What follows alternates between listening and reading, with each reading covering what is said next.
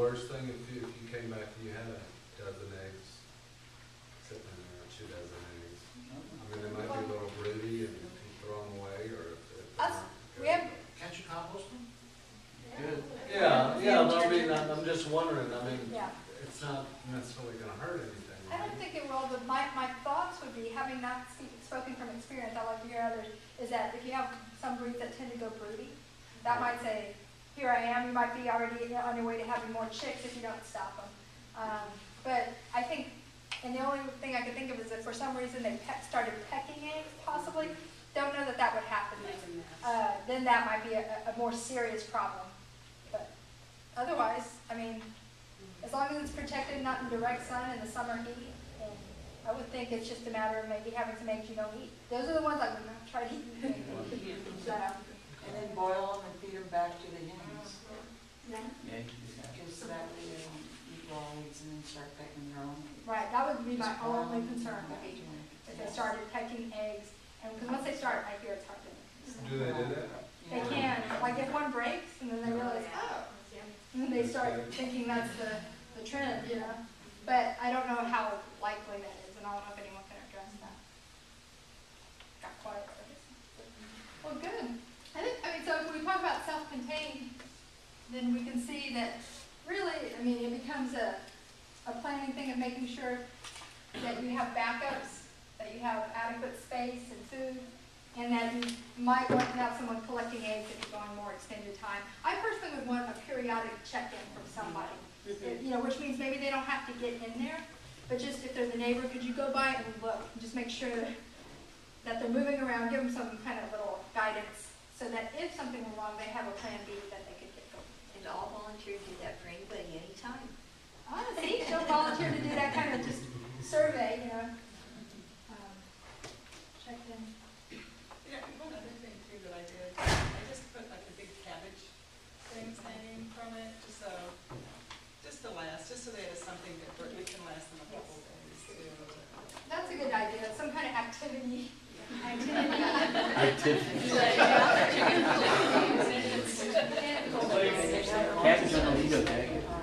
know someone talks about that on the forum recently. I think if you give them like a lot of mulch or a lot of stuff that they can be digging through, that's plenty of activity. I know watching them. I think you wrote that, Christian. I did the same thing. That's a or the cabbage, you know, all these good If you look ideas. on the cover of this, they have the cabbage ball. Or, well, it's cabbage, it's like, but it's that you can put weeds and stuff in. And the thing that's great about it is, with the chickens, I mean, they have to be able to rip it into pieces, so this allows them to pull again, something that, this stuff, in a few hours, whatever you put in there. That's a And so how much of chicken sitting is like, you know, your neighbor just visiting to collect eggs, and at what point does it become something that you can pay for? Like, you know, how much is like an exchange, I'll sit for your chicken, you sit for my chicken, at what point is it just over? I guess that's a case by case, but I would say a lot of it is to them with a chicken community or sustainable community. Bartering is a very good option. You know, I'll give you eggs, and if I watch yours, and they have a garden, I'll, you know, use the garden. That's kind of how the payments for Sarah were eggs and gardens or whatever she wanted from the garden.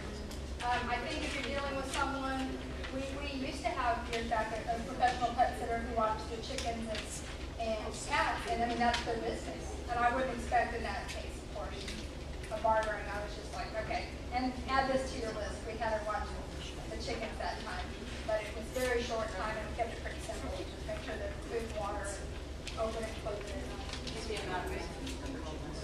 What's that? Yeah, compensation. So how to figure compensation. So how would you guys say figuring compensation? I mean, at what point does it become more than a favor?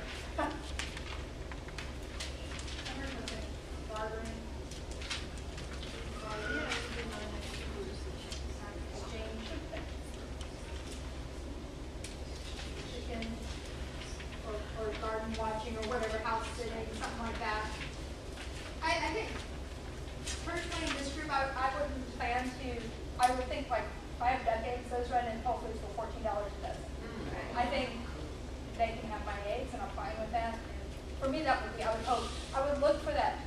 That would be my inclination.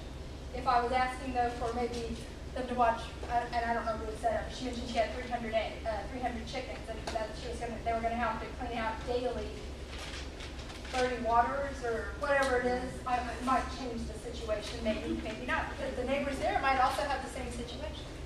Yes. My neighbor said, I said, I'll pay you $100 because we were gonna be gone a couple days. She said, nope, I'm your neighbor and that's what neighbors are for and I'll do anything you ask. She even went in my house. I had put some guinea eggs in and I was wrong on the hatch date. She went in and opened, I showed her how she went in and got the baby guineas out, took them and put them in the brooder and made sure everything was cool. Yes, she was really good.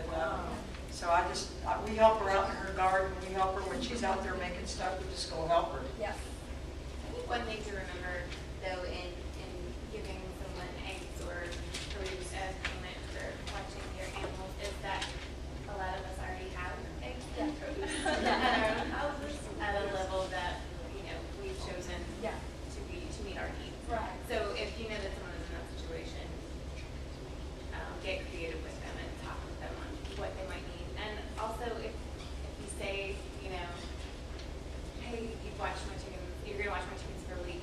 When you need me, I'll really try to be there. Really, really try to be there. Oh, yeah. Right. That's rough. That's being a good neighbor, yeah. Being a good neighbor, sure. Very good points. So one of the get too about like you have a neighbor and you feel a little bad about not paying them. If you want them to come like twice a day, let them out in the morning, let them up at night, all that. It's like we have one neighbor that's got kids, and the boy is old enough that he could go in the area and like not be a problem. Right? Yeah. And he would love to earn a few dollars chicken sitting. Yeah. And it's a way for her to not feel like she's asking for money from me. But I can pay them, and the kid can sort of make money. And you can bring a souvenir back from the trip. Yeah. Or something. She doesn't really mind doing it so much, but money issue becomes a little weird, like you're anything. Yeah. In our case, when we've done it, I really mean for Sarah, when she needs it, I'll be there. And I have a neighbor who has goats, horses, turkeys, guineas, and chickens. And when she went out of town, I was doing the garden, the chickens, the dogs, the cats. So it was truly an exchange. But I think these are great ways when you want to do that. Especially look at the kids, the teenagers who are looking for the extra cash, or it gives it kind of a nice feel of not, having to wait to that day Right. to do it. And we'll wrap up here so that people can meet each other. Yes. We live in an area that more and more people are getting chickens, and maybe if you said to your neighbor, but if you have an email thing, for people who think they want to get chickens but aren't sure, come and watch mine, and maybe they'll end up going, no way. Or, we didn't know what was the situation. I'm willing to do that. See, I don't have chickens, and I'm going to do it. Sorry, like an